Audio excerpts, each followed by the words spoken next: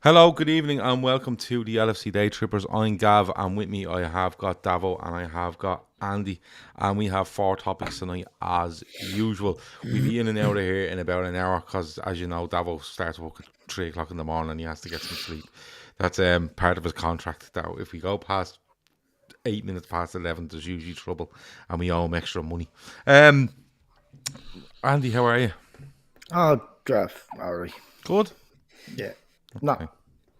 No, not good. No? No. Okay. You're taking this hard, aren't you?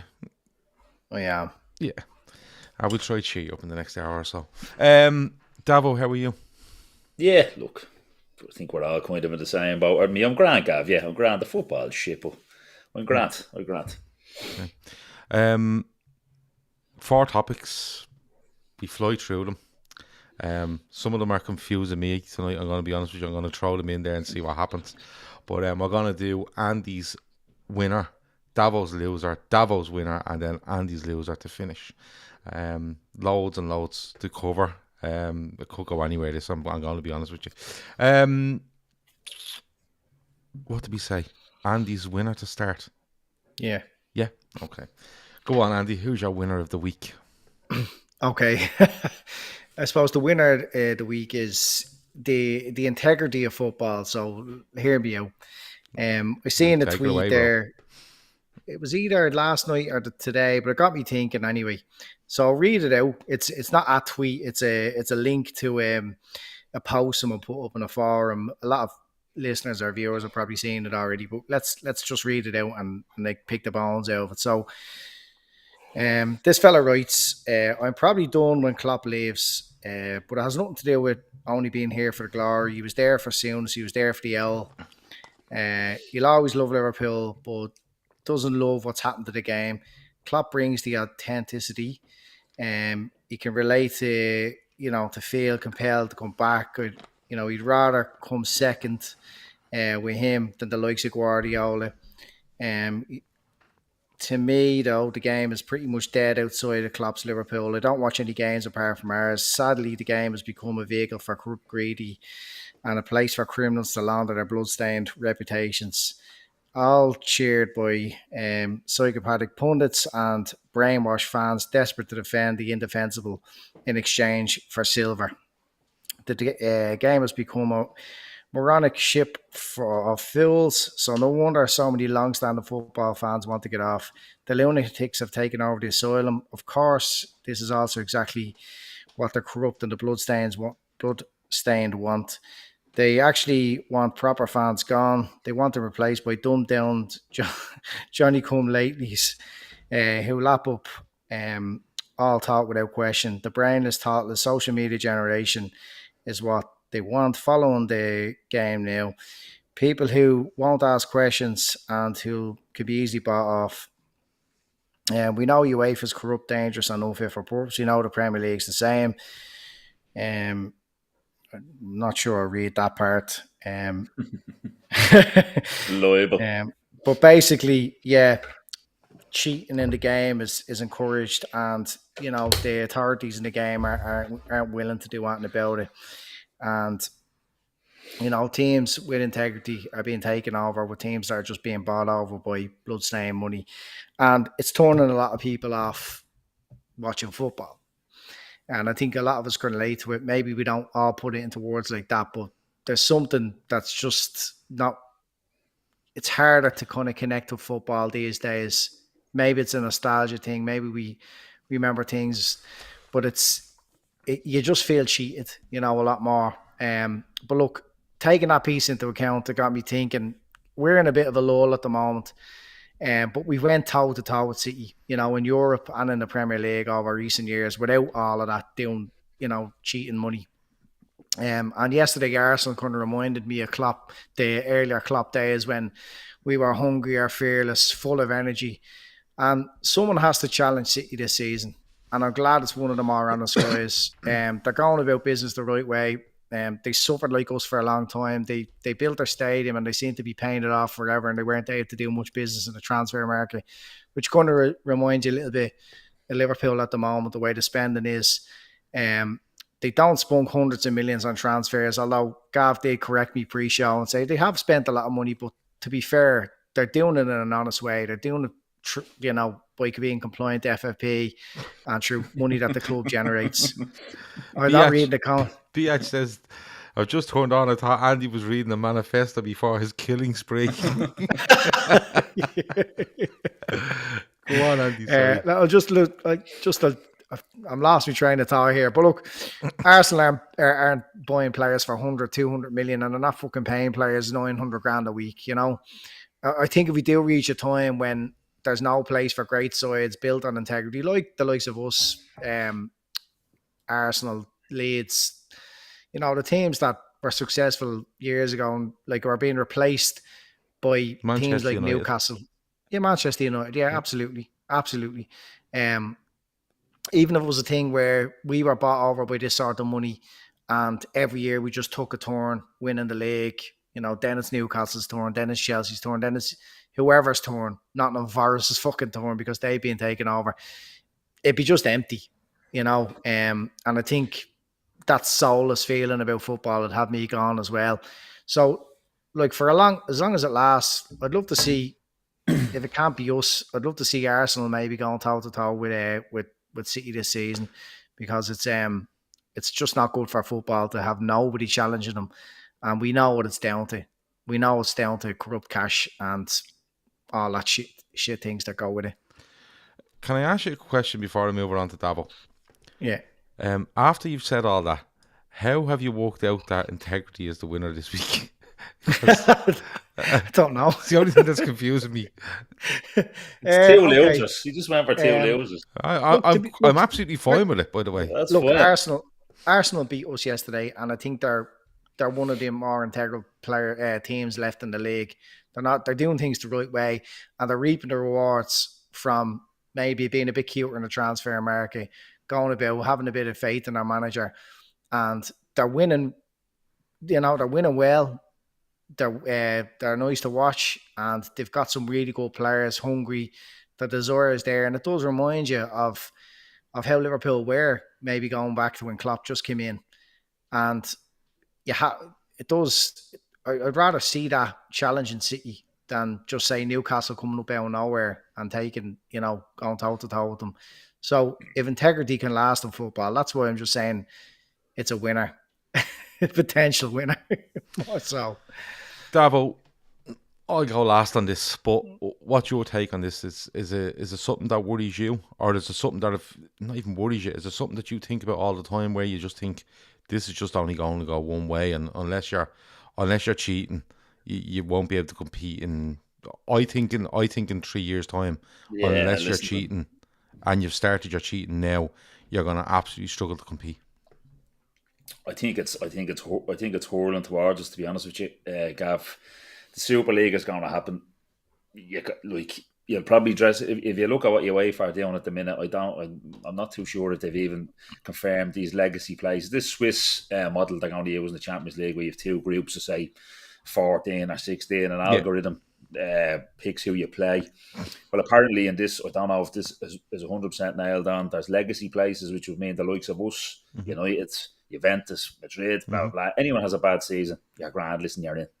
You're in a legacy place, which that's not good. The whole Super League rewrapped. Yeah, it's a Super League rewrapped, and the whole thing about the Super League was I didn't have a huge issue with it. Something happened. People, I forget here, UEFA aren't the good guys. They're fucking far from it. But the closed shop thing is not good. You can't have that. You can't have that in football. You shouldn't be if you're not good enough on the pitch. You shouldn't be there in it. But like you said there, Gav, it's flying towards us that I think in probably 5 years, at most, if you're not owned by a sovereign nation, you're not going to compete. I think that's it. I think basically that's look at the wages. They're only going one way. Haaland is on all things added in $900,000 a week. $900,000 a week. Like that's fucking. You can't compete with that. You can't compete with that. You wait for okay. Like Andy that post said, it's just blood money after blood money after blood money, and yeah, look, it's flowing towards us that like it's either a Super League going to happen or this. Like we said earlier, this Swiss Model Champions League that's coming down is Super League rewrapped. And to be honest with you, I actually don't know how I feel about it. If say a fucking Saudi or Abu Dhabi or someone come in and took us over, I don't really know how I'd feel about it. I really don't. We're all fan means fanatic. We're all fucking fanatical about our clubs. We want us to win, but like to be said, it definitely leave a bad taste anyway. Definitely. But do you not feel? Do you not just think that it'd be just meaningless? No. Every club would be just the same. No. If you're talking about, well, what would make us different? Sorry. What do you think would be meaningless? Every club would be just competing with money. There'd be no real identity with a club. No, it's the exact same thing. Like clubs, have always had this identity about how they play football. Like Arsenal, for instance, it's never tolerated that they're going to just stink the place out. I mean, their fans expect a certain brand of football. The same with Liverpool. Look, with Liverpool, it's a bit deeper about the culture and the city and the socialism. I think we're just taken over by these people. You can't on one hand say you want Liverpool to be a socialist team, you want cheap tickets, you want this, you want that, and then you say, but I want the billionaires who murder people on the streets in their countries. I want them to come in and spend all the money. I mean, you can't have it two ways. I know FSG aren't perfect, absolutely not. They're businessmen, but their values definitely align closer with the club and the city, and they take they consider these things. How many other clubs will appoint a group of fans at board level? They've agreed in writing that they will not enter into the Super League without the fans passing that. Mm-hmm. A mandated vote by fans. Mm-hmm. So, forget that shit if anybody else comes in. They won't care. They won't care about the local fan. They won't care. And it's not about locals. We're day trippers. We're the same as anyone else in any other country. But I think it's important that as a Liverpool fan, you kind of support the city and the people and what they've had to endure. And I think FSG consider these things. When all the Arabs or whatever country they're coming from, whether they're coming from China, just pumping blood money in on sports washing, they don't care about the history and the tragic events that's happened in the club and all of those things that make it important, that make going to the game a life for people in Liverpool and people that have supported the club a long time, or young people that want to identify with the club. You may as well just pick your sports washing or pick your state. It's fucking ridiculous. And if it does happen, I'm out. Well, I've kind of long said that you basically can't compete. If you're going to stick to some sort of moral compass, you're not going to be able to compete, because what we've seen with even going back as far as Chelsea, but what you've seen in more recent times with City is I don't know if there's any City fans watching. I know a handful of them, and I'll tell you quite openly, I don't recognise any trophy Man City have won in the last 10 years. None of them. Me neither. I don't. I genuinely don't, and I won't recognise any trophy that Newcastle United win in the next 10 years, because they will win them. And people will, if you take the Newcastle situation, people will say, well, we had Mike Ashley. Absolutely, I've every sympathy with you.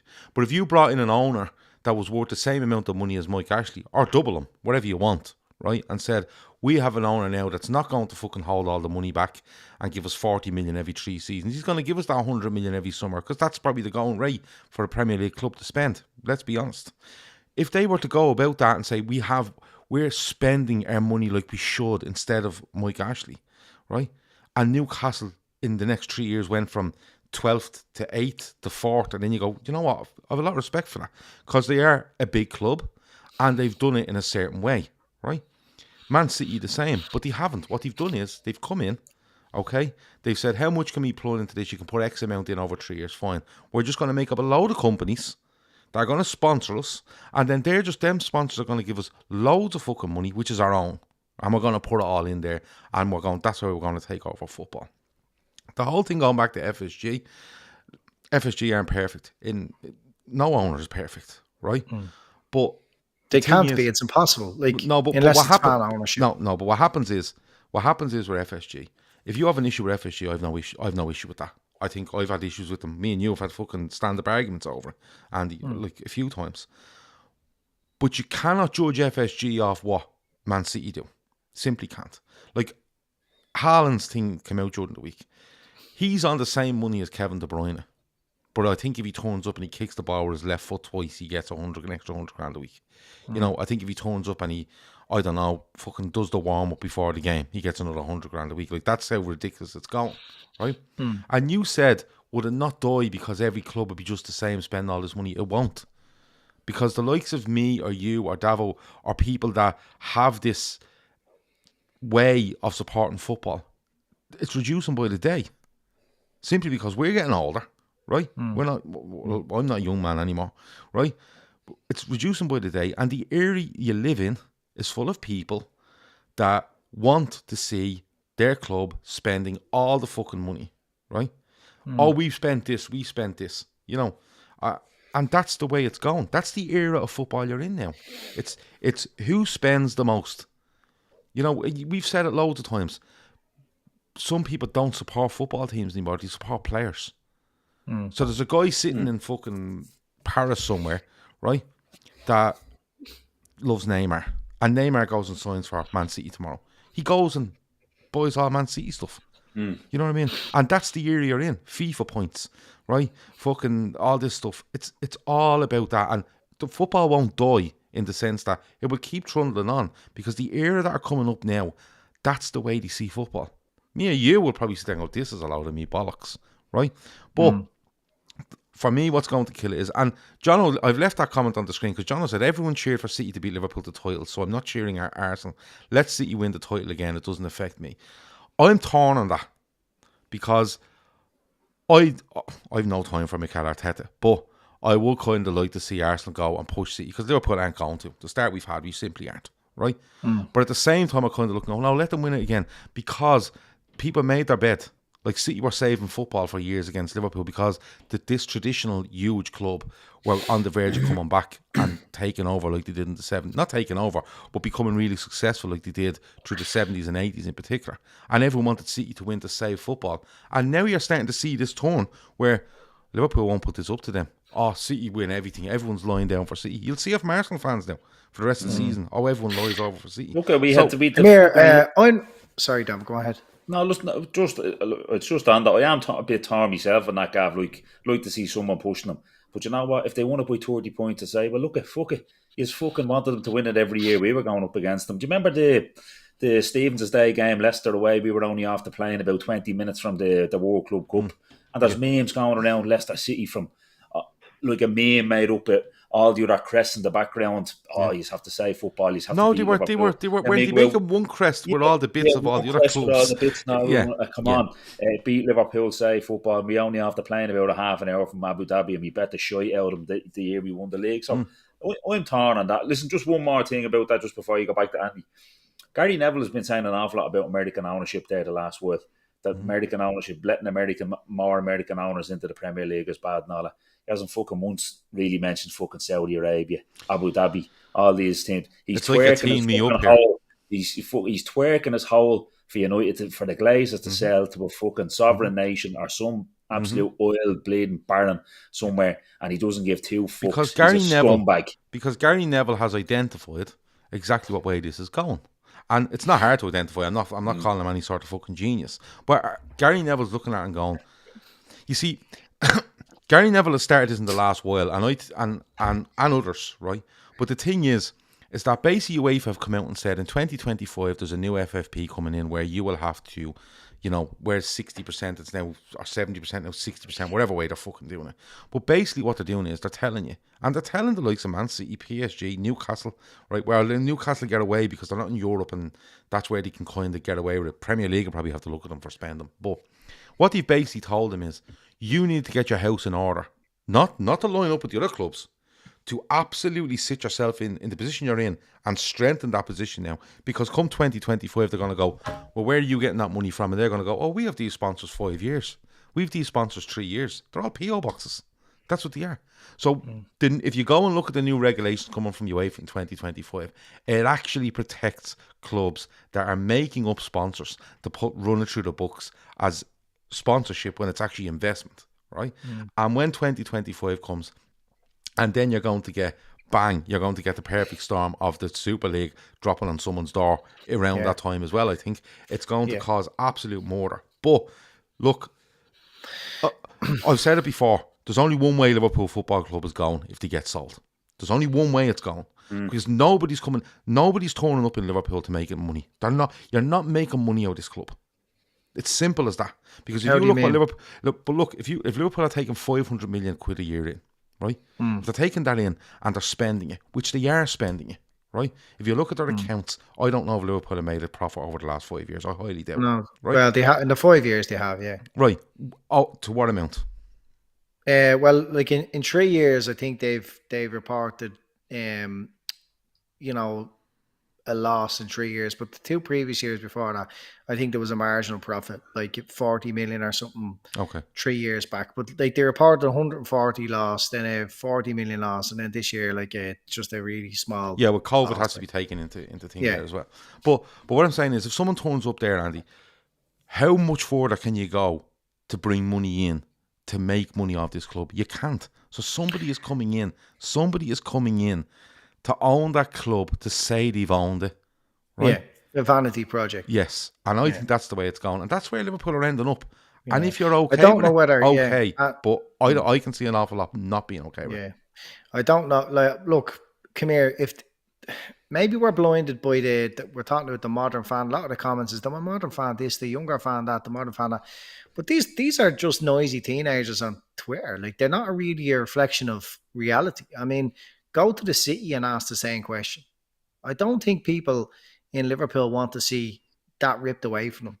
That is their club. And all those values and all the important things. No state-owned club or anyone else is going to give a bollocks about that. And yeah, but you have to. But Brandy, you have to. You see, if you go to the city of Liverpool and you ask 100 people, would they be happy with not FSG, say another owner, but that other owner is going to basically come in and go, listen, whatever we earn plus 50 million a year, because that's all we can afford over the next 5 years as owners, right? If you're happy with that, you're going to have to come to terms with the fact that unless you have a genius or a couple of them running things, right, you are not going to be able to compete with the others, because they're going in and going, well, we don't make 500 million like Liverpool, we make 300, but we're going to find a way of putting another 400 in on top anyway. Do you know what I'm saying? So we're going to outspend them every year, regardless. And if you're comfortable with that, that's fine. But the way things are going, Andy, right? You're talking about all teenagers. In 5 years' time, they won't be teenagers. They'll be adults. And the way everything is pushed towards now is it's all about clicks, it's all about interaction, and it's all about who spends the same people. The same people are talking about IPTV all day long and buying their football jerseys and enjoying it. Like, they serve no value or purpose to the club. The people in Liverpool who are going to the games, like, look, somebody raised a few points ago and talking about morals. And look, I know FSG aren't perfect. They did try and furlough staff. They did try and charge £77 tickets. They did trademark the live board. There's a whole host of things, but they did a reverse on in the end because they listened. And another owner won't listen. Guaranteed they won't listen. And whether we love those things because they're ours, they love those things because they add value to the club as well. Like, You Never Walk Alone is very valuable to them. The whole LFC family idea and all these things, it's very valuable to them. They won't want to disrupt that brand because they know that's what's going to what they can market the club on. So whether their intentions are the same as ours for all those values is irrelevant. But the main thing is they're kept. But if somebody comes in and, they just say, yeah, tickets to the ground are 200 quid now. We're going to fill it anyway. But see you that's been going to the game for 30 years. Good luck. You won't be able to afford it. Doesn't matter. We'll just have loads of people coming in from all over the world. They won't care. But at the end of the day, right? And I'm completely with you on the morals and what people want a football club to be, right? But the simple fact of the matter is, I'm completely fine with that. Like, genuinely, if Liverpool turn around and continue doing what they're doing for the next 10 years, right? And our next 5 years with Klopp in charge, and we'll have rough patches, we'll have this, we'll have that. Fine, right? That's even forgetting FSG. Bring another owner in, right? But if you bring another owner in to act in the way Liverpool should act, as we think, right? The reality is you're not going to be able to compete. Simple as that. Just on that, Cap, you will. There is light at the end of the tunnel as well. Like, if you look at the last 5 years, the amount of money that's being spent on capital expenditure, infrastructure, like that's it now. Once the Anfield Road is done, the training ground is done, the main stand is done, the Anfield Road end to be done. They're probably not going to redevelop the COP, but all that stuff has to be paid for, right? And we've seen if anyone's bothered looking at the accounts, we've seen that everything that's spent or everything that comes in just goes out. And at the moment, it's being invested in. You're talking about a couple of generations of ground lost. Like, if you compare us to Man United, we were sitting fairly even in the 80s, but they recognised the future, and they had more commercially minded owners, and they left the Moors in the dust. And it took us kind of 20 or 30 years to get an owner in of the same understanding. So there was a lot of ground to be made up. And in the last 10 years, not only have we brought the club back to now making more money than Manchester United, we've had a Premier League, which we waited 30 years for. We've had a couple of Champions League finals. We've won a Champions League. We've won everything that you can win in the game under Klopp, right? And that's while putting the club back on the map off the pitch. When all that shit is paid for, there will be huge amounts of revenue coming into the club that can be then invested in players. Yeah, I completely get that, because you have to. If we're doing well on the pitch, that is. No point in having 59,000 seats if you're not selling out. Or but Davo, it's their job. Hand, like. Yeah, it's their job. Yeah, no, I get you. It's in their interest to do that as well. You have to give them credit. They did bring in the right people by bringing in Klopp and his people. 100%. And they constantly churn their backroom staff to make sure that everyone's hungry and everyone's doing what they're supposed to be doing. They are going to fucking, you can trust that they're going to they want to be able to compete as well. They're not going to just go, fuck it. We're not making Champions League football. But they won't be able to. They're not going to do that. Like, this is what I'm trying to say to you. Listen, if they're spending 50 million or 60 million a year on infrastructure, right? Okay, just say for argument's sake they spent 60 million a year on infrastructure over the last 5 years, right? Yeah. With regards to the training centre, and I don't know how much they paid that. I presume Axel will put money towards that because of the name of it, and the Anfield Road end, right? So just say for argument's sake, right?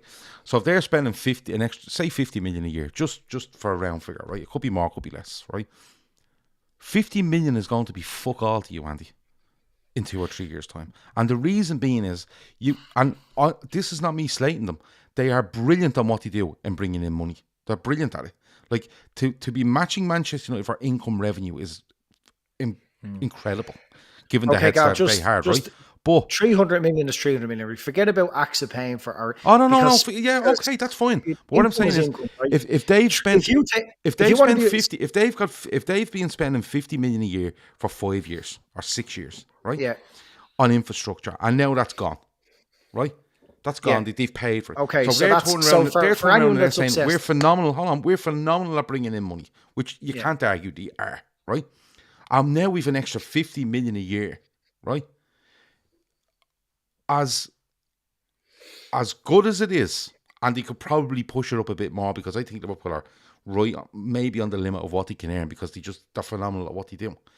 It's not going to matter, Andy.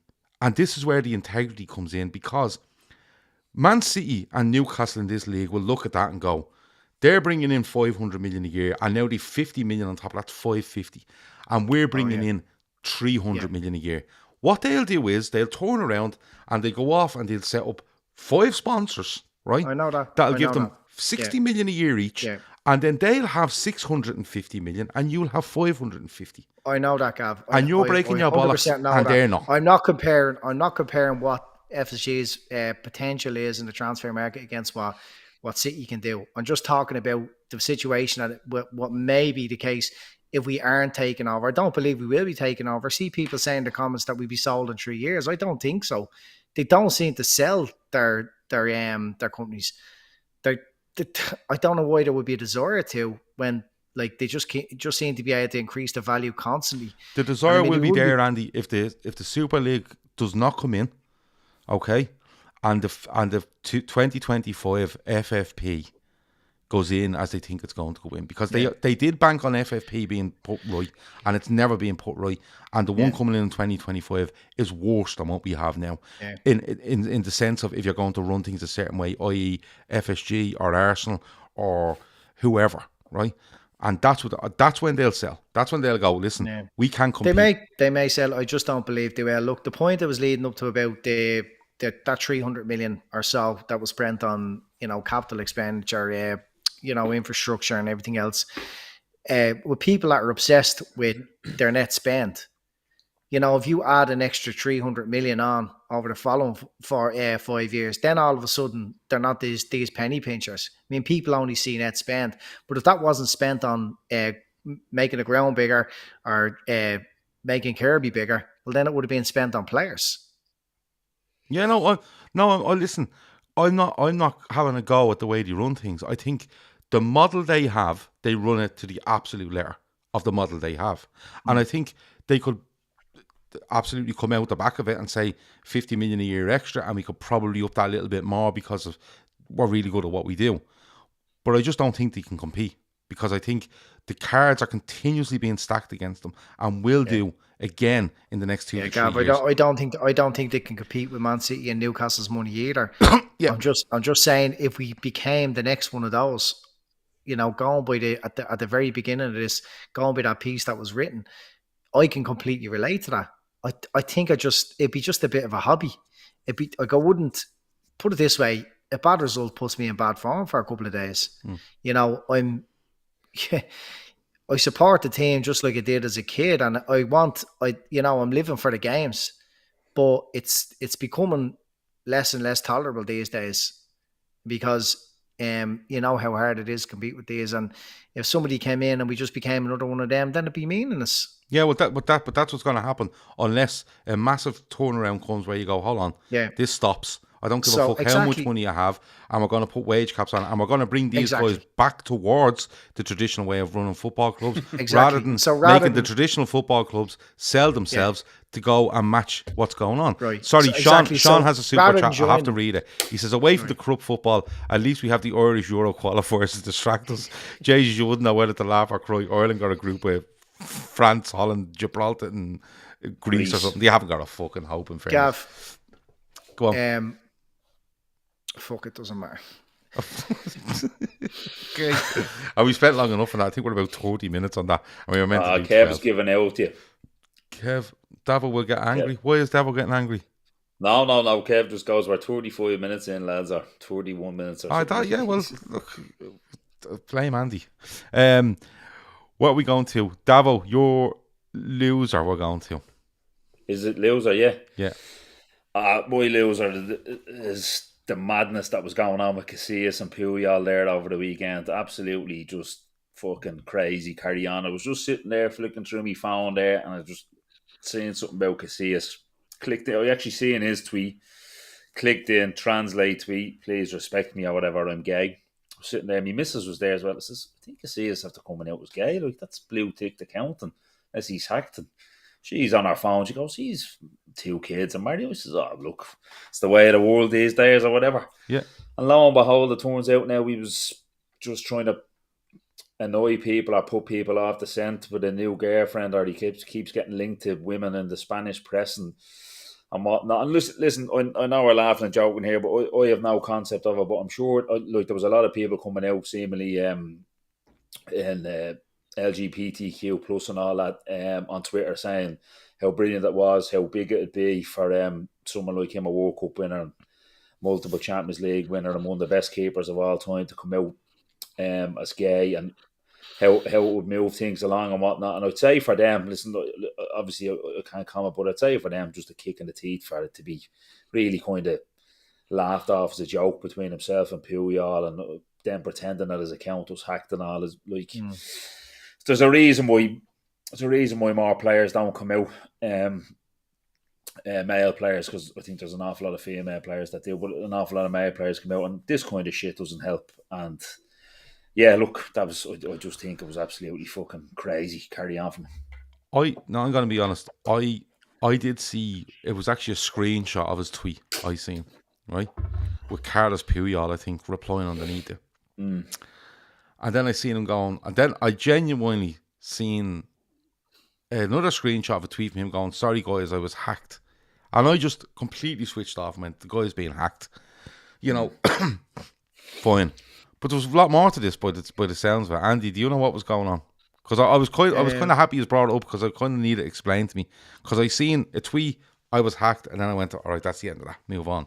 But there seems to be a bit more to it. But the only other part I heard today was that it was in response to rumours being made about him with some other woman, and he just put that out there, like, to show how ridiculous, you know, rumours can be or whatever on social media.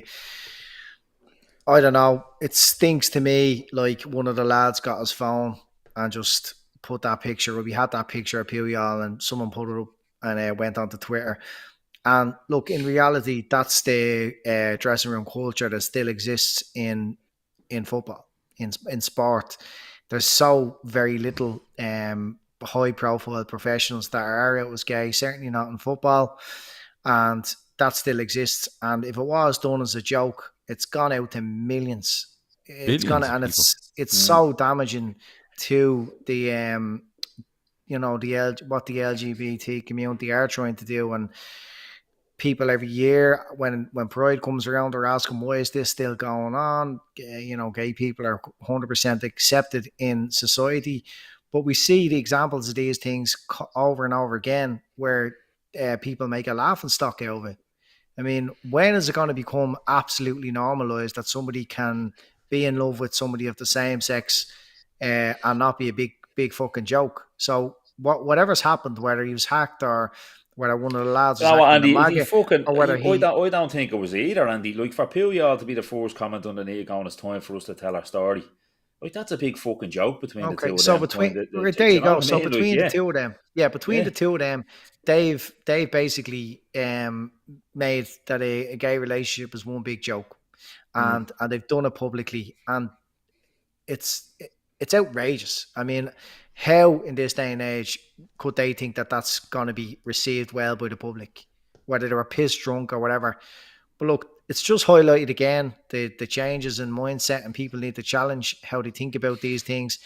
I'm sure in generations to come, we're only talking about the younger football fan. One thing I know is younger people in society are way more accepting of people that are different, whatever it is, whether it's race or sexuality, and fucking L-sweats like us will be long gone, and hopefully things in society be a lot more comfortable for people to come out and everything else. But it's fucking ridiculous that somebody who has such a reach, who has the opportunity to send out the right message to people. We've seen Jordan Henderson doing it on his account over, the last couple of years, trying to using his platform to try and promote the right things. And lots of other people in football, like John Barnes on racism, Ian Wright, and then it just gets fucking ruined by assholes like Casillas and Puyol. So we need to cop the fuck on. It's not a joke. It's not a laughing matter, and people with such high profile presence should know better. Simple as. Emmett says Josh Cavallo is an openly gay footballer, and he has criticised the two. It goes to show, even though we think things have moved on, they really haven't moved at all. The way if that had went out on Casillas' account, right, and he done it as a joke, he gets away with it if Puyol doesn't open his mouth, because he comes out and says, I was hacked, and that's it. I was hacked and I've got my account back, and that's good, right? But the fact that Puyol replies with, oh, it's time to tell our story, was really, that's what I found really strange about the whole thing. And like I said, when I seen he said then he was hacked, I literally turned off me. But like, talking to both of you, it's like, yeah, he puts that out there, right? And the only thing Casillas has to come back on is, no, someone like a mate took me phone and put that out, it was out of order. And Puyol, acting the bollocks, wrote this back thinking it was funny when it's clearly not. It's the only way Casillas comes out with this for any sort of credit, probably, at this stage. But it's only like you said, and Anthony says there, well said, Andy, and stuff like that. And Andy spot on, says Hannah. For me, it's just another way of showing people, I think, how backward football is. And a lot of sports, to be perfectly honest with you. When it comes to if you're gay, you're lesbian, you're whatever you want to be, right? Transgender, whatever you want to be. Like, people often say to me, what do you think of that? And I go, listen, I don't care what people do. I genuinely don't care what people do. If they want to be straight, gay, whatever it might be, go and do it. Not hurting anybody. You're offending people, definitely, because some people are just like that. But if you're not hurting anybody, go and do it. But he shouldn't be making a joke of that. Put it this way. If he came out and done something with a racist tone to it, right? You know what I mean? Like, if he turned around and Kev's right, he says men's football, Gav, you're right. Women's football is way better at it. And way better at accepting people and promoting it, in my opinion. But if he'd have come out and said something where you go, he goes, I don't know, whatever, I don't know what racist tone he could come out with. But if he'd have come out with a racist tone, that would have been, and I mean, everywhere, and quite rightfully so. But as much as the reaction is there to this, again, it's just kind of, yeah. And that's what it will be. Kind of shrug of the shoulders from everyone and then move on. I'm not saying me, you, or anybody in the chat or whatever. But that sort of way, it's kind of and we move on. And I just think they're both fucking idiots, to be perfectly honest with you. He's had a fucking, the two of them, they've had a fucking nightmare. I don't know what's the reaction is in Spain to it, but they've really had a fucking nightmare, the two of them. Big time. I genuinely haven't looked at the reaction to it, because it was only when you said that, and people probably think I'm on social media all day, every day. I'm not, and I don't really look up stuff. And a lot of what I find about Liverpool comes from mates going, "You see this, you see that." But I genuinely seen I was hacked, and I kind of just bang. That's enough for me. I haven't seen it. But Jesus Christ, I don't know, like, two fucking idiots. And if they're getting fucking a hard time over it, they probably deserve it. They probably do deserve it. We're staying with Davo. Your winner, Davo. Oh, me winner. Look, I've tried to get some sort of positive spin on Liverpool at the minute, but I thought Darwin Nunez was very good yesterday. And for a fella who's gotten an awful lot of stick since he came in, people putting up fucking training videos when he's with Uruguay and fucking this, that and the other, he's getting dogs abuse over his touch, everything else. Diaz as well. I know we got bad news on Diaz obviously tonight, but I thought that link-up play was very, very good. But Nunez was really the one that I thought he like early Arsenal were pressing us obviously for the first few minutes very high, and I was watching with my brother. I said, listen, we're going to have to be brave here. We're going to have to try and play a ball through, and it's got to be protected. And Tsimikas clipped the ball down. It was early enough, and Nunez got it into himself, couple closing him down, and a lovely little ball around the corner to somebody, and we got out and we got away. And I just think, fucking lovely. You need to do more of that. And it was a real. Listen, I think that's the part of his game where he lacks coming deep. His touch can be a little bit off. But I have to say, I thought all around yesterday, I thought he was very, very good. I could be overpraising him, I don't know, because listen, he got his Charlie Shield goal, he got his goal against Fulham, sticks the head, and Anderson misses 3 games, and he hasn't seen a lot of football since. But looking for some bright shoots anyway. I know we got bad news with bad news with Diaz obviously today that he's out for a few weeks. But really thought they linked up well, and I was delighted for Nunez. He got no serves at all in the second half. He was anonymous, as a lot of them were, but I thought I just think he causes chaos, and he's going to get a lot of chances. Right, he's going to miss his fair share of them, but I think he's going to score his fair share as well. So, look, that's the positive spin. I'm hanging on to glass half full. Davo tonight, Cav, with Nunez. It's not fucking like you, Davo, to be honest with you. No. And I'm a bit shocked by it. Lots of positive in the chat, I'm being honest. John says Darwin was excellent. Unfortunate we starved him of chances second half. That's fair. Emmett says Nunez last two showings have been really positive. Anthony Kyo said Anthony Kyo goes along the same lines. He says he was outstanding. Some of his runs off the ball, sweet Jesus, when he started to play, he's going to get a score half-full. Andy, he's a fucking idiot against Palace, right? Second game into his proper game into his Liverpool career. Forget the Charity Shield and pre-season. Second game, sticks ahead in your man. Your man fucking blows, goes down a bit too easy, right? But like, the thing is, like, he comes back. There's a lot of chopping and changing, right? There's a lot of chopping and changing. There's a lot of he's up front. Firmino's in form. Can he get back in? Jota's coming back and stuff like that. And he's so under the microscope. Like, he's so under the microscope, right? And then, he scores one at Fulham. He's good. I think he's good the other night against Rangers. He's shown signs there again. Just, Andy, we have to be patient with this fella. You know what I mean? But he's going to end up in the team because of Diaz missing. You're going to probably see Jota out left. So, but we have to be patient with him. He's shown good signs. The only thing that might hold him back, Andy, is the chopping and changing constantly, and Liverpool themselves not getting into a rhythm. Yeah, look, the unfortunate thing for him coming in is, like, with the big money, huge expectations, and unfortunately, he's coming into a team that are struggling. If he was coming into the Liverpool team maybe last season or a couple of seasons ago, when they were able to afford to leave these signings on the bench for a while, like we've seen Kanate slow enough getting into the team. Way back, we've seen Fabinho slow enough getting into the team. We've always kind of seen a big money signing just sit out for a while and watch the team playing. But unfortunately, he's had to be just thrown into the deep end, and we haven't got an awful lot to be excited about. So people are like putting huge pressure on him to do everything. It hasn't been a great start. There was the loaf, the bit of petulance. It was hardly a loaf, but anyway, he reacted, and he should know he can't do that. But now he's come back, and we've seen some positive signs with the change of shape and for attackers. It's suiting them. But as Davo says, the bright shoots yesterday were him and Diaz. They were, Arsenal couldn't handle them for a large spell of that first half. Diaz going off injured was a huge blow to Liverpool. Yeah. I think we probably would have won the game if he had stayed in the pitch.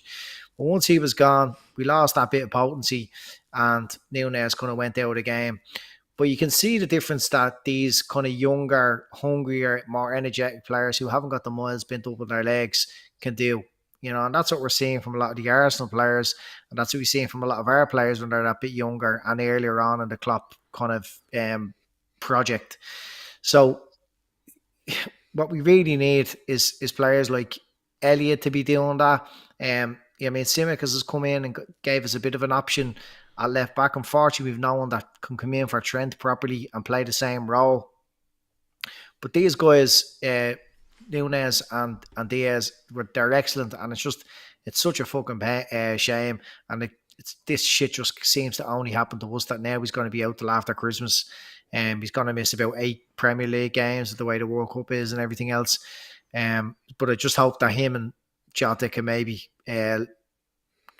spark up some sort of a partnership, because the fella definitely has ability, and once he gets going, once he clicks, he can be excellent. But unfortunately, he's just coming into a team that's in a huge lull at the moment, and we're so vulnerable at the back. If you could just tighten things up at the back, maybe they'd start creating a bit more, chances going forward, and we'd see Nunez and prove to people what a class footballer he is. Like I've said a couple of weeks ago, we don't really know what he is just yet. We don't know what Klopp's plans for him are, but we're going to need the rest of the team to pull up their socks before we see it out of him. Listen, I've been impressed with him. I think his movement has been really good. He hits, I think it was Darren says he's so many shots on target when he plays. He hits the target, getting into some excellent position. It bodes well for us when we click. I agree with Darren. I think it was John who said earlier though, he needs to become very single-minded for me. And that's not on the pitch. I mean, like, the social media stuff and all that. He needs to get out of that. He needs to go tunnel vision here because, do you know what? In times of adversity, someone always comes out as a bit of a hero, not a cult hero, but a fella you can hang your hat on when things aren't well. You look at 2021, now, Salah's doing this since whenever, but if you look at 2021 when we were struggling with those injuries, Salah showed up, started scoring goals, big goals, going away at Old Trafford, scoring goals and dragging the team. And I think Nunez looks to me kind of a bit like that sort of fella. He's not afraid, he's physical, he's strong, he's quick, not afraid to get involved with defenders, hits the target. Really good goal the other day. Like the minute Diaz gets a little ahead on that and gets himself down the wing, he's gone. He's absolutely gone. Put it in there, I'm going to score. Yeah. Laszlo says, Nunez said in an interview after the game, I'm like a bottle of ketchup. When the goals come, it's not going to stop. Footballers bloody love ketchup. I hope that's just you messing, Laszlo. He hasn't said that. But you know what? I think while I'm a bit sceptical of, look, he has Salah there, not in great form. He had got Diaz. Now it might be Jota. He doesn't really play with Firmino an awful lot. The midfield's being chopped and changed in the shape and the personnel. But I'm hoping, just the look of him, I'm hoping he kind of goes, I'll show fucking everyone here. When we're struggling a bit, I'll show someone. And I said it the other day, I think if he gets one, I think he could go on a run. And I hope he does. And people comparing him to Haaland and stuff like that. Haaland's not even interested in playing football. Like, to compare what this player's trying to do for Liverpool to Haaland's literally standing in the box for fucking 90 minutes looking for tap-ins and scored some really good goals, but Man City are not interested in playing football with Erling Haaland. They're only interested in putting it in the net, and that's what you need. And that's I don't know why fans do that to themselves. Like pre-season people were saying, "Oh, well, I reckon Nunez will score more than Haaland." Why would you do that to yourself? Why do you No, I think it's okay to predict what you think a player might do, but I thought Salah'd score more than him, but that's obviously not going to fucking happen. But the thing is, if you put Nunez into the Man City side, I'm not saying he scores as many as Haaland, but he'll be doing different things than Haaland done. Like when Jesus played for Man City, he didn't stand in the box like Haaland. He was down the sides, he was coming short, he was getting the ball. Haaland's doing none of that. He's touching the ball about 10 times in a game, once to kick it off, and the rest is putting the ball in the net. He's doing absolutely nothing outside that, and that's nothing wrong with it. There's nothing wrong with that. You know what I mean? Yeah, no, I'm laughing. Just there's some of the comments that they're kind of which you have, like they're just saying, well, he just does that, but fuck me, he does it really well, and I mean that's what wins games is all those goals. Andy, I'm completely into that. But you have to remember, like Man City's play is De Bruyne on the right hand side with Walker and whoever's up front on the right hand side, overload and hit them balls in for Haaland. That's what it is. Overload. And look, City always done this. The overloaders got down the side, but when you had Aguero who wanted to get involved, Jesus wanted to get involved, it didn't work enough for them because you were left with fellas that weren't as clinical in finishing, i.e. Sterling, and to a point Mahrez getting some chances. Whereas they're literally saying to these guys, you stay out wide, this fella's stay in the middle, we're only looking for him and he's going to score the goals. Yeah. But Nunez is trying to do something different. You're seeing Sterling, occasionally popped up the back post. A couple of seasons ago, he popped up the back post and just for a tap in a lot. But he did a lot more in the games. With a bit of luck, teams can figure him out and they can cut out the service. You're talking about a player who's maybe having 10 touches a game. Mm-hmm. I mean, surely you can fucking cut out 10 passes in a game. But you see it's by design where they literally tell him to occupy centre halves, which means they can't be too brave, and then we'll make the best possible chances for you, and we trust you to put them all away. And I know it's not easy, but just with a bit of luck, teams start figuring out how it happens. Well, the easiest way to do it is to push Man City into the middle of the park, but nobody seems to want to do that. Just push them into the middle of the park. It's not hard, but they refuse to do it. What have we done there? Did we do? Was that your winner, Davo? That was my winner, yeah. We're on to Andy's loser. We have 11 minutes before Davo has to go to bed, Andy. What is your loser? What was it again? The PGMOL, Andy. Hurry up, I'm dying to talk about them. How are we going to do this in 5 minutes? 11. Look, obviously the loser, without fucking any debate, has to be Michael Oliver and the VAR boys. I thought I'd missed a rule change in the handball rule yesterday when that was waved away without any sort of review. To me, there's no easier decision in football than something so black and white, and for them not to even ask Oliver to check for himself is just phenomenal. But again, the rules these days are just far too subjective, open to interpretation. I think there's something about proximity, there's something about intent, there's something about natural position and motion of the player, and it's got so complicated that how the fuck, are they enabling these poor referees to make these decisions? It should be just far more simpler, objective refereeing. But that was a disaster. Look, don't get me wrong. We've seen them going on to the penalty for them. We've seen them given. For me, it wasn't even a foul. But unless it's blatant, let VAR decide. Don't just blow up straight away and give a penalty. Let it play on. Then the biggest shit show of the day had to be the linesman. They're told to not throw up their flag. So when they don't do that and it's played on, the goal is scored, they can review it. And on this occasion, they go to review the goal with VAR and they haven't even got a fucking camera that's pointed at the player. I mean, what is going on there? And Liverpool go a goal down a minute into the game because there's no camera on the player. In Premier League, you're talking about owners that are pumping hundreds and hundreds and hundreds of million and players getting paid 900 grand a week and there's no camera on the player. Apparently there's 5 cameras in each half and not one of them was on the player when the ball was played. Not one of them. There was the big broadcast screen, right? Which if you actually look it up, if you actually look VAR up, that's supposed to be enabled with VAR technology. But according to Dale on ESPN, it wasn't. That is... And I mean, I say here as someone who's kind of supports VAR when it comes to offsides, because I want these decisions taken out of these stupid referees' hands. I want things that are just black and white, that goals don't go against it or shouldn't count. Like you see Rashford yesterday, the law says, the fucking rule of the game says you can't handle the ball and lead up to a goal. So it was disallowed. Bang, happy days. No, you can't.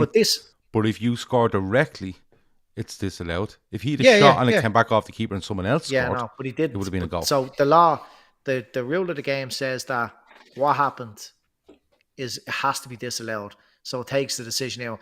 But in our occasion, because we were attacking and they were defending, you can just do what you want, and the referee can make up his own mind or interpret his own way. Absolute bullshit. His hands up in the fucking air, and the ball plows off it, and it prevents us from possibly scoring, and we don't get a penalty. And I was thinking to myself, okay, maybe it's just a case where there's no cheap penalties getting given away here today, because you don't want the game decided by a penalty or a contentious decision. But then as soon as there's any fucking chance of Arsenal getting a penalty, he blows his fucking whistle. Yeah. Bollocks. I know. Absolute bollocks. And it's over and over again. It's bad enough that the team are struggling, they're playing shite. We don't need this fucking crap. That identical one tonight in the Forest and Villa game. Identical one tonight. Same kind of contact. Actually, the one tonight... Referee the one tonight, there was more contact. Probably more contact, yeah. There was definitely more contact. But instead, Oliver just blows the fucking whistle. Why not just let it play and the VAR just give him a shout on the mic? Because you're expecting them to follow procedure and they're not. Yeah. They're not following procedure. They're following whatever procedure they feel like they want to follow. It's not procedure. Procedure is something where you have to. There's a procedure, you follow it. Yeah. They're not doing that. Because if Michael Oliver blows that for a penalty yesterday, which he does, the referee tonight in that Forest game should blow the whistle. Right? But the second part of it is, the guy in the thing should be looking at it and going, I know you've blown for that, but you need to go on. There's no humility in it. There's no honesty in it. And it's still, again, that grey area they keep going on about. We don't know who makes the decision, and we don't know if he's looked at that and said something to him, and has he done this. And so once there's a grey area there where we don't have all the information, we might as well be talking to that fucking wall. I knew absolute certain that penalty wasn't going to be overturned because it wasn't a clear and obvious error. There was no way he was going to send him to the monitor, but he should have been sent to the monitor for the handball. Yeah, but clear and obvious error. You see, that's another fallback. It's another get out. Yeah, of course it is, because then you're saying, then you're trying to tell people they're right or they're wrong. You know, whereas if the VAR come to him and goes, he does make contact, Michael, but come here, listen. It's, it's barely there. It's not enough to send them down. And we see it so much from officials or Dermot Gallagher on Sky going, he doesn't give it, but look, there's not enough contact there. That's absolutely fine when he says that. But, Davo, go on, I'll let you go before I do. Listen, like, what more can be said about it? It's just subjective decisions like that. Like, I'm like Andy. I love reading Dale's joke on a Monday about the VAR. Like he does a great job. He gives a real insight into it. He will reply to you once you're not being a fucking idiot and getting tick with him over stuff, rather just kind of asking him questions. He was today, Andy, spot on. They had no fucking camera with the two players, with Ben White playing the ball, which is like 2022 the Premier League. It's crazy. He also brought up, it happened in Italy as well, the Juventus, where your man was about 5 yards onside, playing them all onside, and they hadn't got the fucking camera angle. So it isn't just England, like, in that sense, he's saying, right? But, like, someone said earlier in the chat, and I've said it before, there was no English officials at the 2018 World Cup. But it doesn't matter if it's happening everywhere else. Yeah, no, I get you. I'm just using the. That's what I'm saying. You're right. Yeah. We're only concerned about what we're watching. Exactly. Like there was no officials at the 2018 World Cup because they were shit. Right, the next World Cups are all around. I think it's Oliver and Anthony Taylor. I think are the only two. Could be wrong. There could be other ones. I don't know. But it's just fucking. It just compounds it again. Then tonight with that one, there's more contact on the Villa player. He goes down the referee. He just fucking waves it off. Far the view. Now that's grand. You're just dealing with like people go in about, like, you read a lot. There would have been a lot, Andy, on that comments and that VAR thread from Dale. Corrupt this, corrupt that. They're not corrupt. They're just shy. They're incompetent. They're just incompetent. They're shy. Yeah. They don't sit there putting their headphones in their ear. All the boys before they have a chat going, listen, we're going to do Liverpool today, or we're going to do Forest, or we're going to do Villa tonight. They're just shit. Yeah. They're just fucking bad. Yeah. They are bad at their fucking job. But at the same time, I don't believe in conspiracies myself, but it's crazy how if they wanted to do it, they could. And why is that? The way it's set up, what? Why do you think that is? I don't know why, but that is the way it is. Because they have get outs in the wording, and they've get outs in the fact that they're giving you the information only they want you to see. That's it. Yeah. The rules of the game need to be more black and white. And like if you take that would lead to more consistency and accountability. But the fact that they can say, yeah, it's kind of a handball, he's a bit close on there, but how close? Like there's no the ruler out. Like there was a penalty awarded this weekend, exactly the same, and it was probably closer. Jonathan says, if you stop a ball from going across the fucking goal with your hand, it's a penalty. Well, Jonathan says if that handball went against Liverpool, I'd be fuming. Can't kick a ball from a yard away into an arm and get a penalty. This unnatural position at times is a load of balls. No, I'm going to tell you, it's not about proximity, right? What they look at is, it doesn't matter whether you're 2 yards away or 15 yards away. You seen it with Joe Gomez a couple of years ago away at City, because he had his hand down when the ball was crossed and it hit off into De Bruyne, I think, right? What happens yesterday is that Gabriel is chasing Jota. Jota goes to kick the ball, right? Now, Gabriel is never going to block a ball by putting his hand up there. No, he's having no benefit by putting his hand up shoulder height and away from his body. Why is he doing it? It's not balance, because he's actually set when Jota goes to hit it. It's set when he's in motion, but he's not trying to adjust himself. He's running in that direction. And that hand comes up as soon as Jota hits that ball. Right? It's a penalty. Now, I say it again. Arsenal deserve to win the game for me. But when you look at these things, right, that's a penalty because you have stopped a ball going across the box. I think it's Nunez in the middle waiting for it. Now, there's a defender with him, right? And then you look at Marcus Rashford, who's running through. Tarkowski comes across, hits it off Rashford. It hits his heel. It goes up. It hits his arm. It comes down. He continues on and he scores. Then you see West Ham. Antonio puts his hand on it, has a shot. It's shite. The defender and the keeper make a bollocks. If it comes back out, he takes a touch and knocks it in. That's a goal, right? Because it's considered another phase of play. The way they've made up these rules is, right, they're protecting defenders in a certain way because they can actually put their hand on it. In certain situations, they can actually put their hand on it with their hand away from their body and not get a penalty against them. But a forward can accidentally have the ball smashed against them.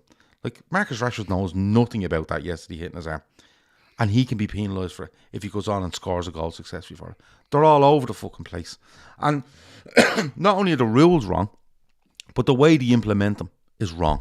The way they implement everything is fucking wrong. And they can be wrong because no matter how much we all talk about it, and we'll probably do it again next week, you don't know all the information.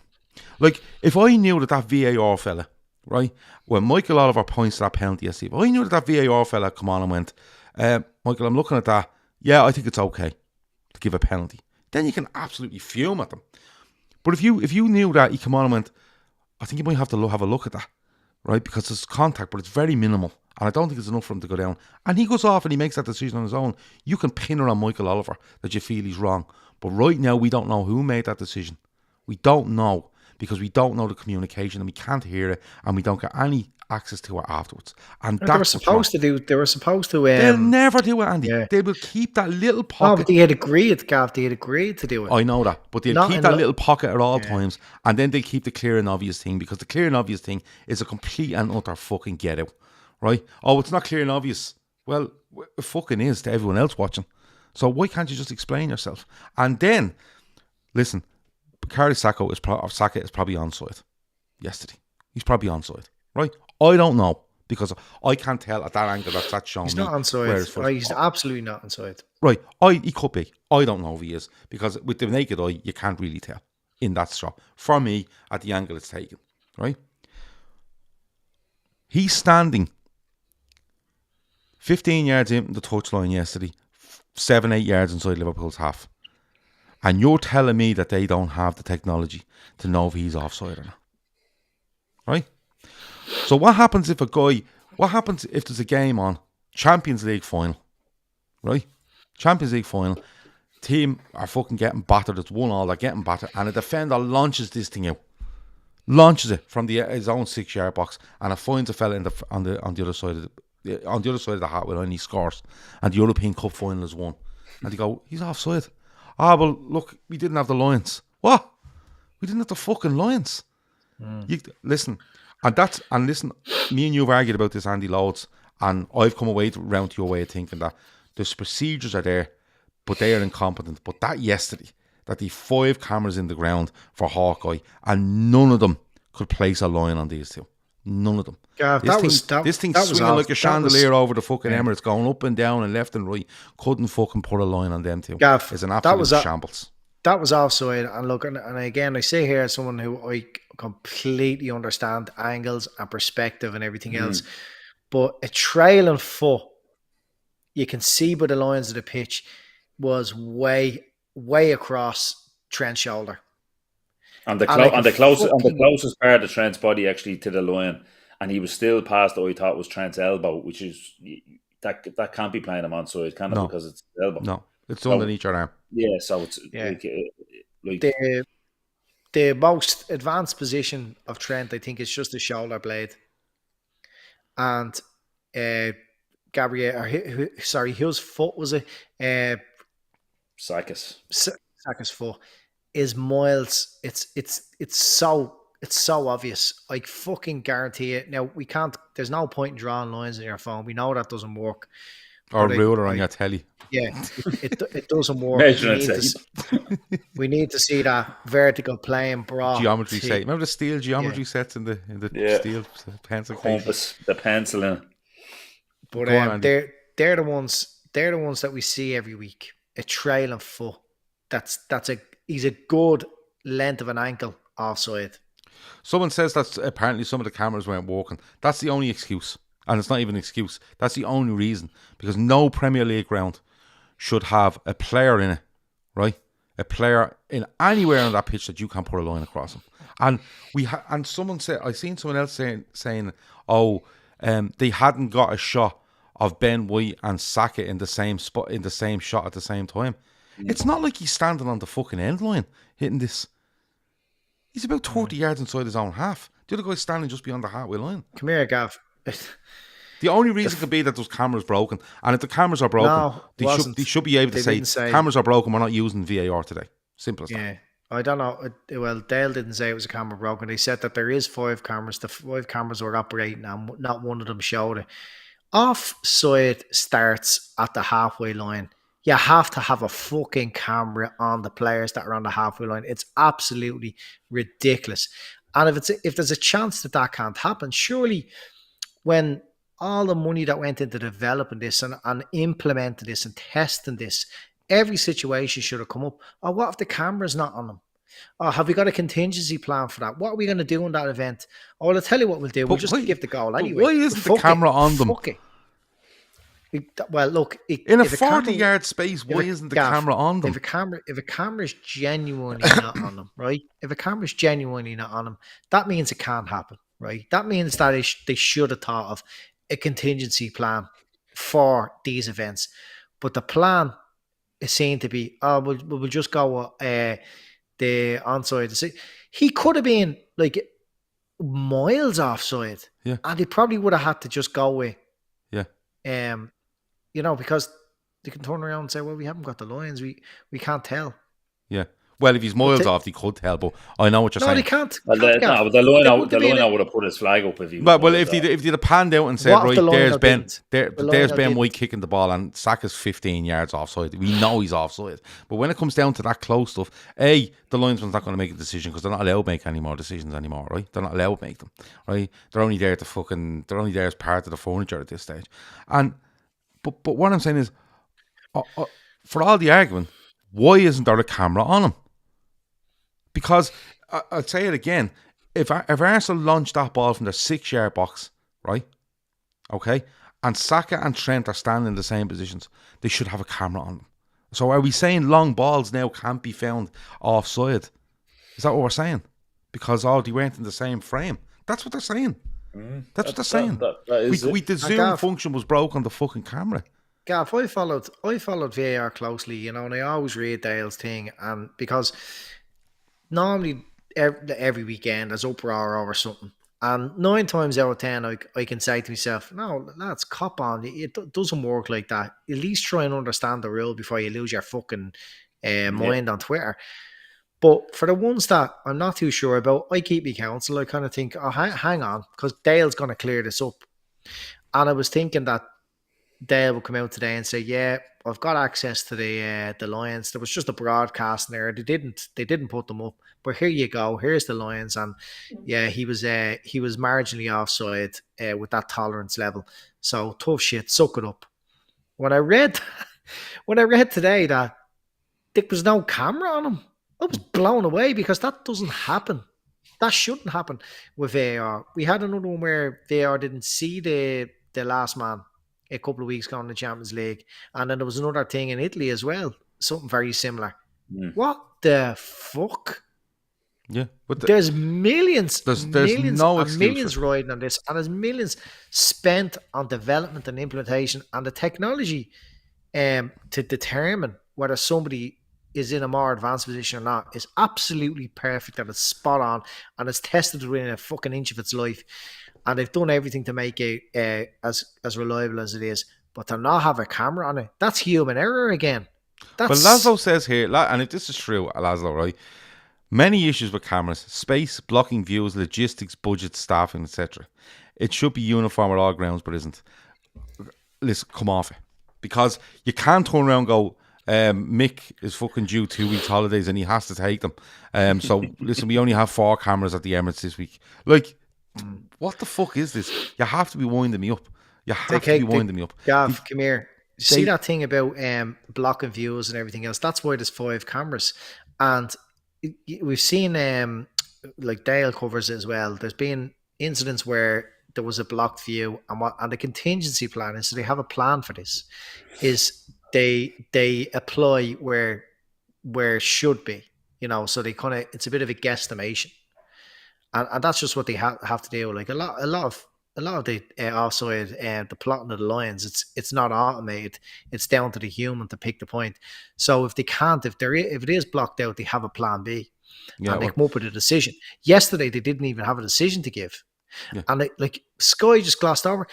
Why did no one on Sky even say, "Oh, we haven't got the line for that. That must be onside. We haven't heard back," because they fucking knew. Tyler and the other prick just decided to. In fairness to Neville, though, Neville turns around in the penalty incident and sees it and says he's in trouble here. And then when they don't give it, he's like, "What? You haven't given it?" No, it wasn't kind of, that's outrageous, but they were kind of a bit bemused at the penalty decision with Jota. But look, at the end of the day, they were blowing their beans when Jesus got lamped over by Alisson and Virgil when he was sandwiched. Yeah, they thought, "Oh, lovely! Here's a yes, fucking Alisson's in big trouble here." All over the side.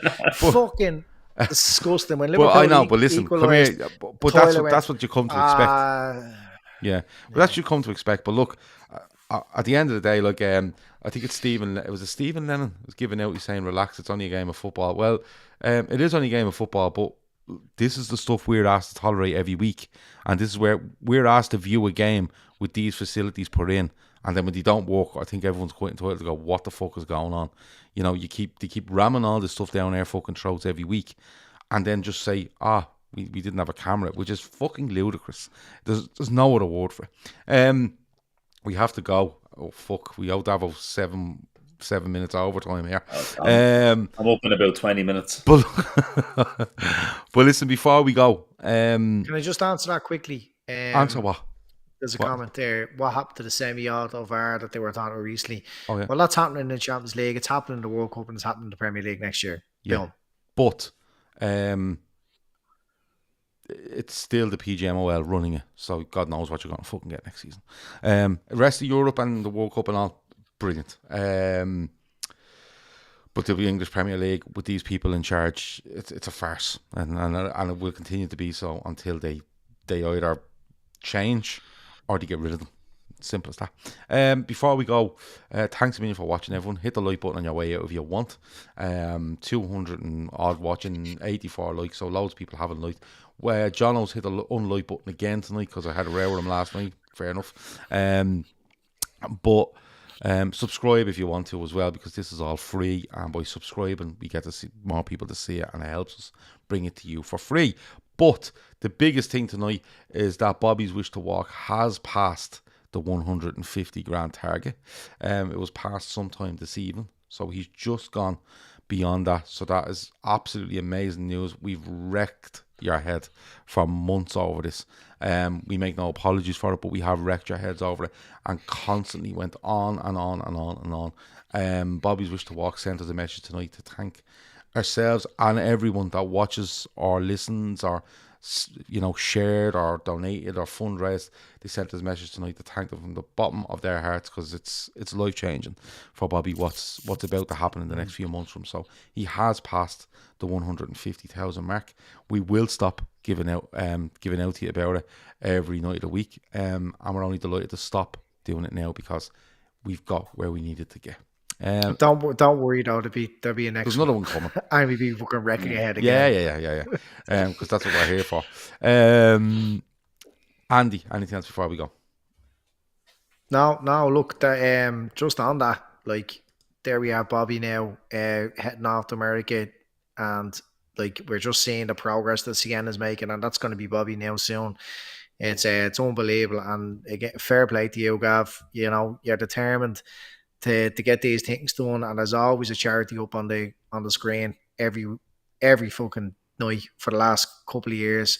And I think we're all grateful and thankful for you to be doing that. You know, it's not only me doing it. I put the graphics up, but everyone gives we're all extremely proud to be part of that. You know, we're doing this show as a hobby. Nobody's making any money. It's fucking free, and you know, and to be able to use it as a kind of a platform to go out and, you know, spread a good word for somebody that's like, you know, it's changed Sienna's life, and it's going to change Bobby's life, and and there's been other ones in the past as well, you know. So I think that's what it's all about. That's what football and community is really about. So, but like it's your leadership, Gavin. It's your, you know, thing, and without you, wouldn't be happening. So fair play to you. Yeah, well, but no, not really. Without everyone else donating. No, we don't go in for all that. Stop talking. Davo, anything else before we go? Only that I second every single bit of that what Andy said. You're the fucking great fella altogether. Now hurry up and get this thing off so we can go to the page, you fucker. Best boy. Listen, that has been Winners and Losers. Tomorrow night, me and Keith are doing a preview of Liverpool v Rangers, and we have a prize to give away. So keep an eye on our Twitter tomorrow, because we have a little bit of a prize to give away around that show tomorrow night. You will be able to enter via Twitter and via YouTube tomorrow, so check that out. Full-time Reds on Wednesday, Viewers Voice Thursday, Premier League Forecast Friday. We're off on Saturday, but we're back with one, if not two shows on Sunday. All right. We better go before Davo hooks the head at me the next time he sees me. That's been Andy. That's been Davo as well. Your t-shirt. Can we have a word on Andy's shirt before we go? It's a golf t-shirt. It's a bit camouflagey. That's my guess. Yeah. Fucking what is it? It's one of those ones you like. No less. Yeah. But look. That's been Goinies. It's the Smega golf t-shirt. Goinies. Mick Goini. It's right, Pep Linders or whatever you call it. Take a picture of yourself and stick it on. I'll stick it on the main account for you on the Twitter. Right, that's been it. We'll talk to you soon. Over and out.